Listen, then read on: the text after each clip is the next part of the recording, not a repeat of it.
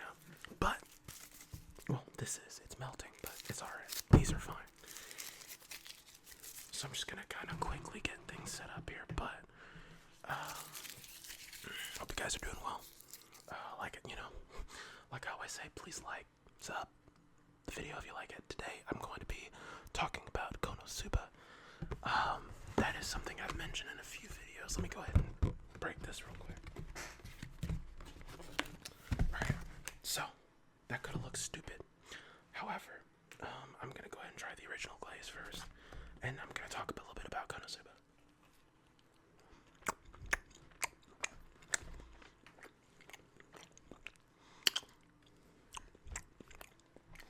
Gotta try this drink too. Okay, I've had Dunkin's coffee before. I knew I was gonna like this, so I said, go ahead and give me the large. So, I'm gonna have the large today. Now, I'm gonna try and speak slower in this video.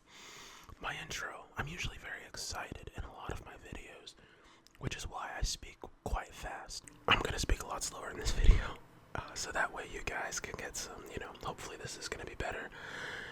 As you can tell, it's early morning. So, konosuba, it's pretty much this anime about. So, if you're aware of anime, you know what Isekai is, but if you're not aware of what just anime tropes in general.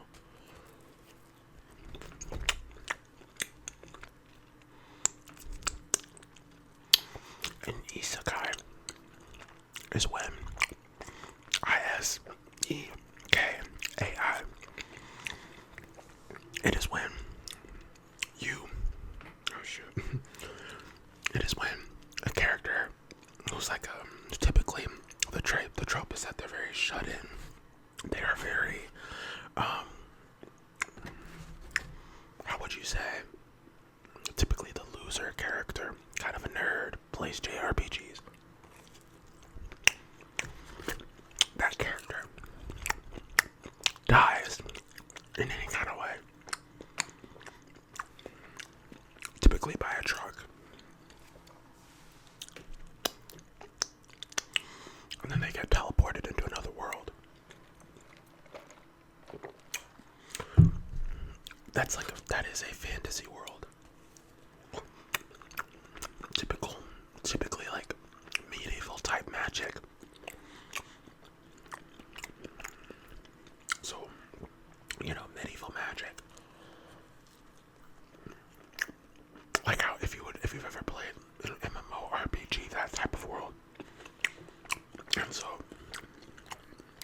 the trope is that they become a heroine, a hero. They embark on a journey, typically to fight some grand threat. Okay, this is like a powdered donut. This is really good. And they do that with the help of their friends, who are also skilled, typically. Oh, it's jelly filled as well.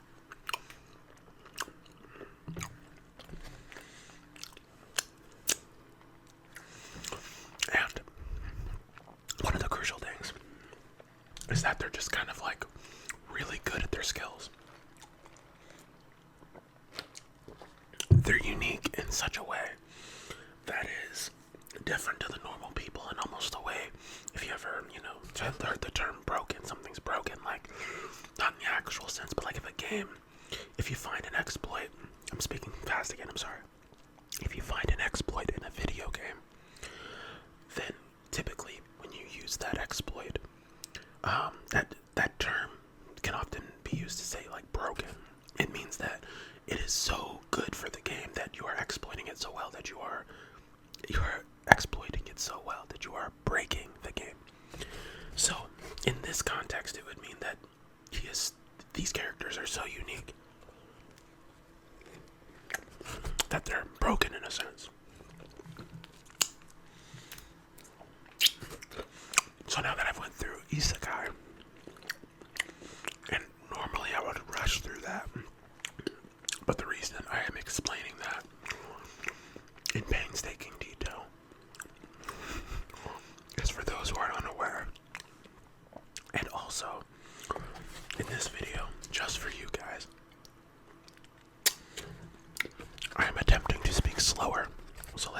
you guys actually like this pace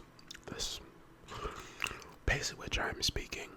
I like to really ramble really fast, I guess.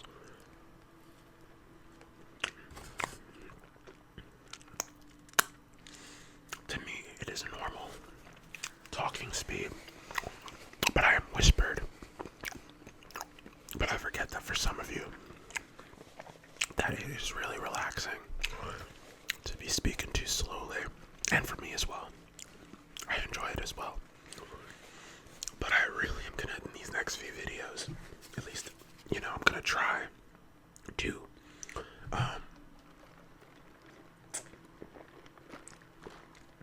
speak very slowly and in a way that is hopefully inducing you with tingles. Let me just double check. Okay. If I got 8 minutes, okay, I should be able to make it about a 20-minute video. So, now,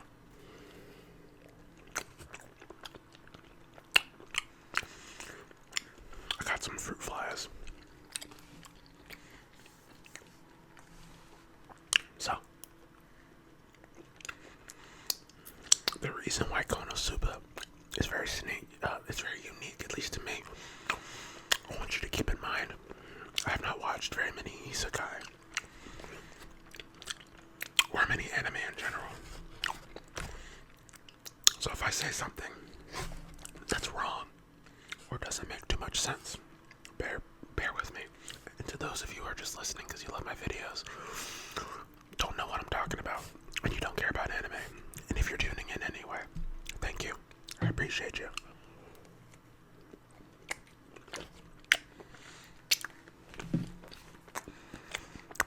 So, for konosuba, it's a satire on the common tropes of Isekai. I've watched a decent amount. Wise Man's Grandchild. I've seen a decent amount. I think Rise of the Shield Hero is another one.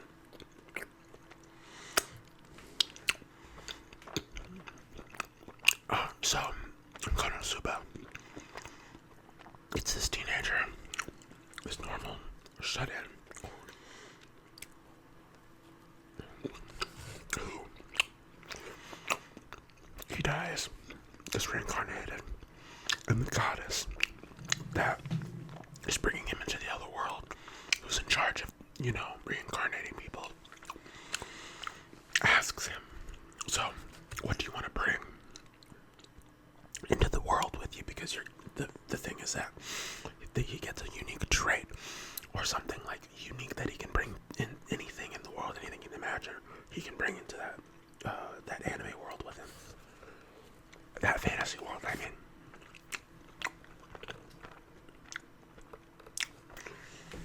He can bring anything. So, he decides to bring in the goddess. Because he thinks, like I explained earlier, bringing a goddess to help you along with your journey would be really broken, so to speak. So, the goddess goes with him.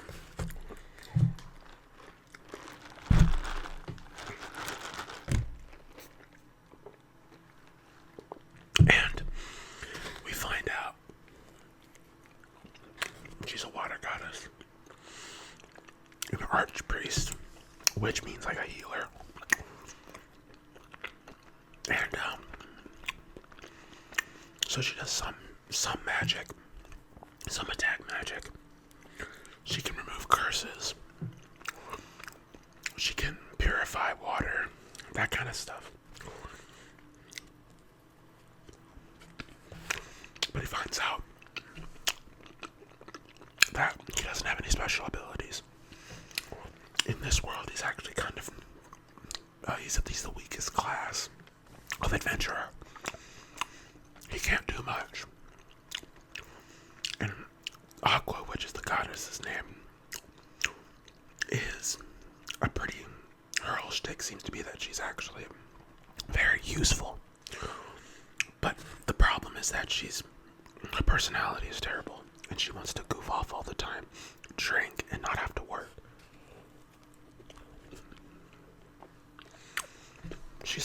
she is like in anime, like the stuck-up brat stereotype.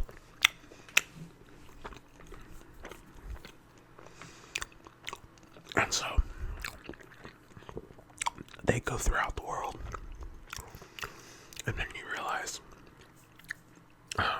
once he realizes that, one of the big things, and also I do want to mention, if you're not aware of anime, haven't been watching it, or not aware of a lot of the tropes and what happens in it, I wouldn't recommend starting as this is your first anime. They make a lot of jokes. The anime is very fan servicey, and if you don't know what that means, it means like it's pretty lewd, but it's meant to be lewd in a comedic way. And I know people say this, and it's not necessarily true. I'm telling you, the lewdness adds to certain plot points.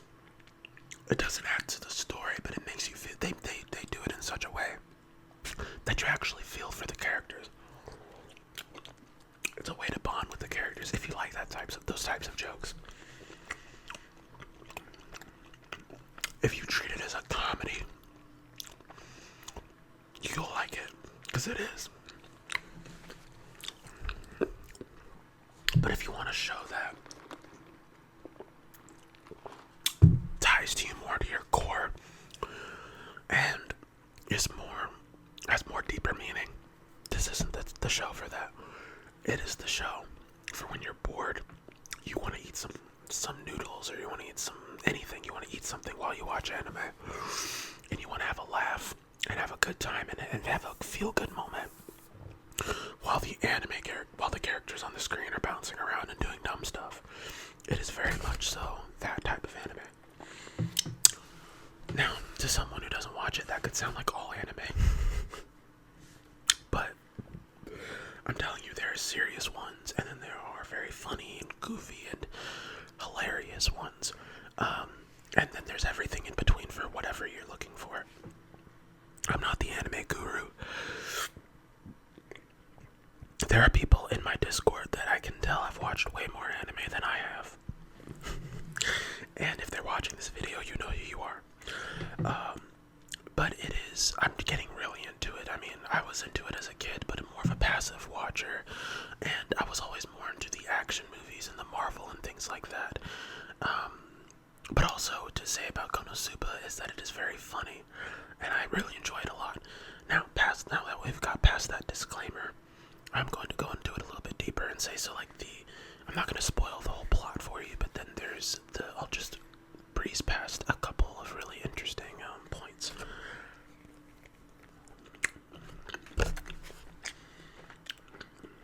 This is Boston cream. I don't know what these donuts are. There was one that was right here. It tasted really good. The one that was right here tasted good. The sprinkles one was fine. Anyways, so they meet this demon, Crimson Demon, which is just the name of these particular people who are genetically dissimilar to all the other groups around them, and you find out why. They're not like actual literal demons, but it's what they call themselves. And you meet one of them. Her name's Megumin. And she is a very powerful wizard.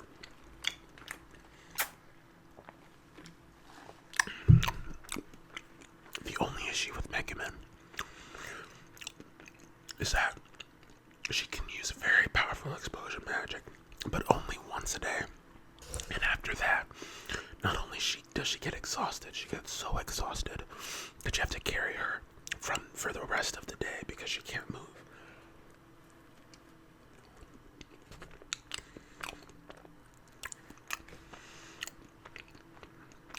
So she joins the party.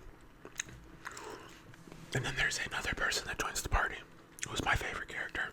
Her name's Darkness. And she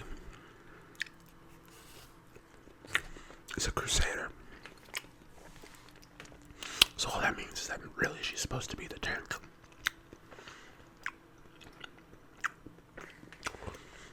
And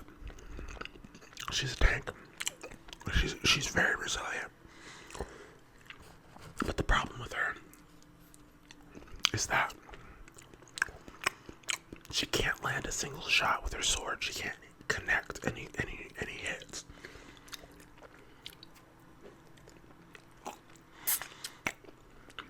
Because she cannot connect any hits.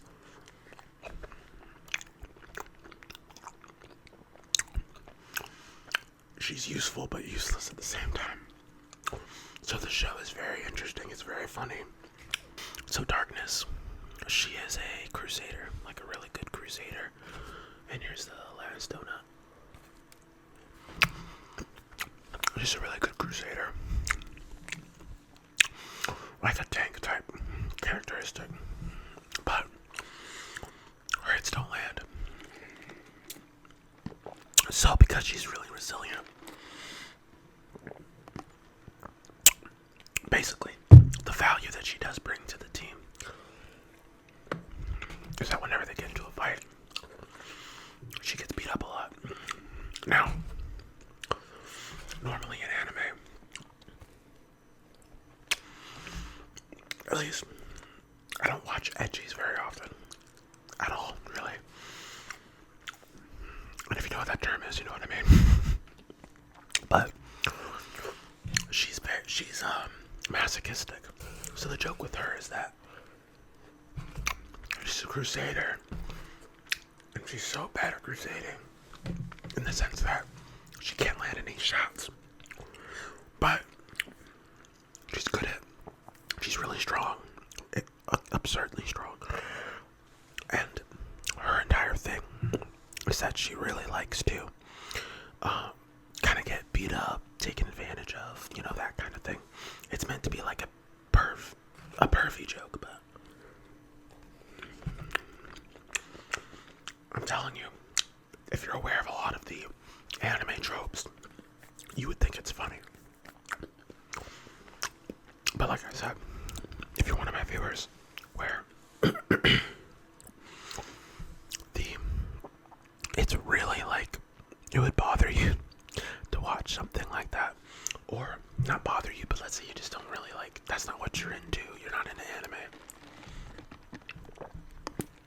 I would start you out on a more, you know,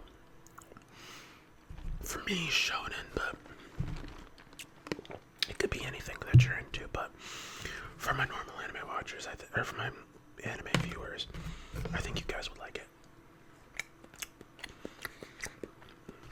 One of my viewers recommended I watch it.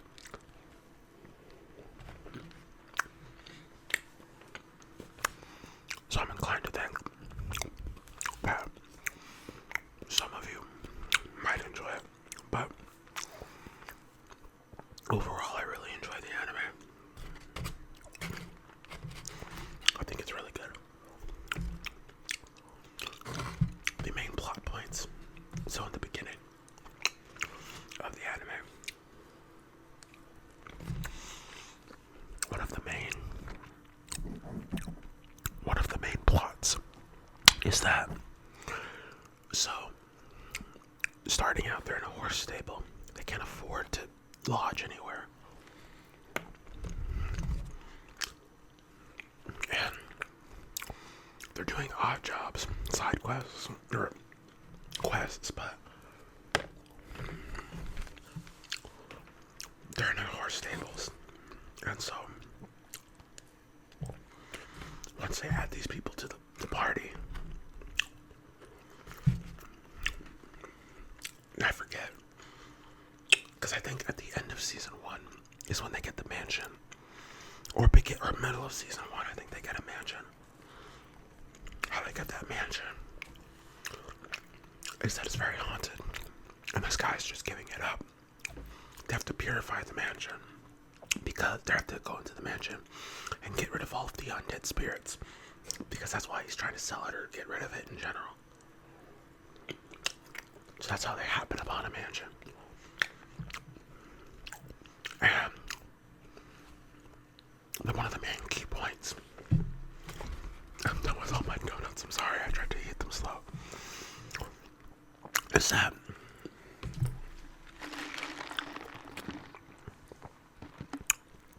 so every time they make money with their questing, and they do really well.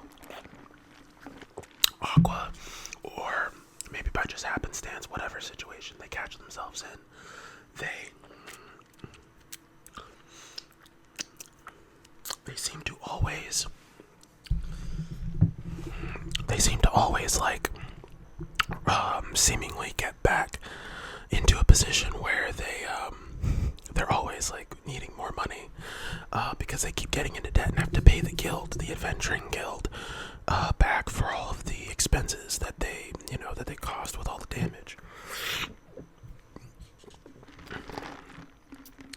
There's a part in the show where to destroy this, or to help destroying, they get attacked by this big mechanized thing, and during that, it's called like a destroyer or what have you, and during that, basically, Aqua uses her magic, her water magic, and destroys the side of a wall.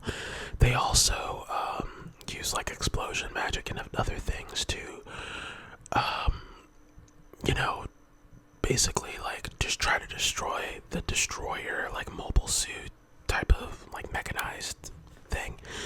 But they couldn't do that, so they were gonna use one of their friends, it's one of their acquaintances, is an undead lich, but she has like teleportation magic, because of course she does.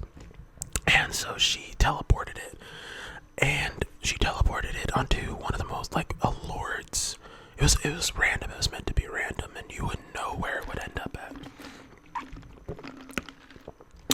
And so it ended up being at a lord's mansion, and it got completely demolished. Now, that's the end of season 1.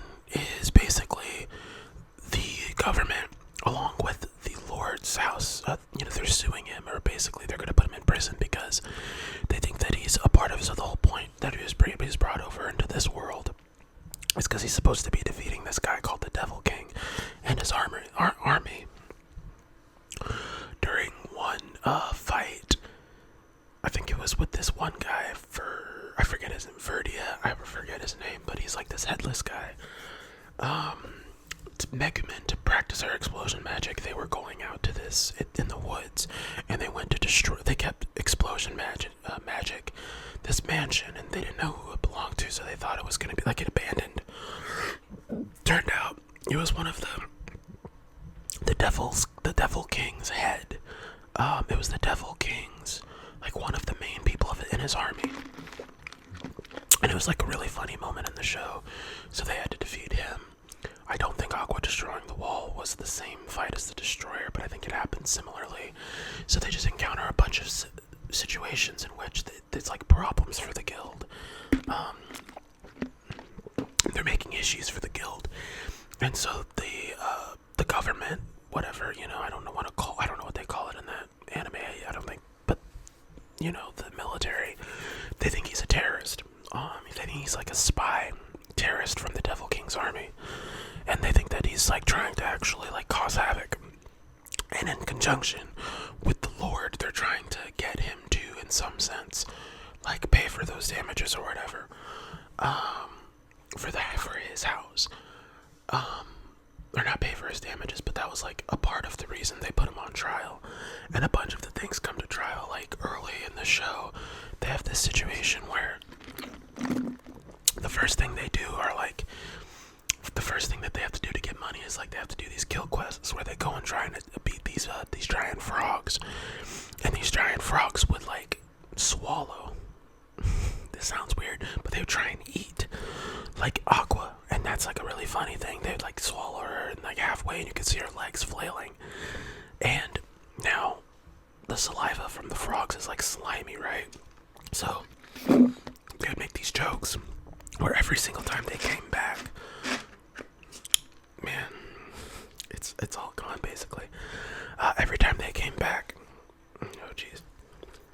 every time they came back from these quests, these girls like her and Megumin would be sliming, because they got Megumin, and then they also got they got Darkness shortly after, but they stopped doing the frogs after they got Darkness. So like Aqua and Megumin would be like covered in slime, and then there'd be these girls like, oh my god, what did he do with those girls, and like that kind of thing, like really pervy type stuff, right?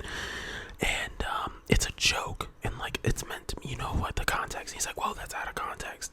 So another really funny thing is like, so he learned a thief skill. He was meant to learn steal, and he wanted to learn skills because he couldn't. He was like the weakest class. He needed to like buff out his you know, they have these little cards where they can learn skills and whatnot, and so he was basically like trying to figure out like what skills he could learn and like how to use them and all that.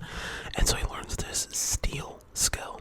If you've never watched anime before, this is gonna sound weird, but this is like a common anime trope.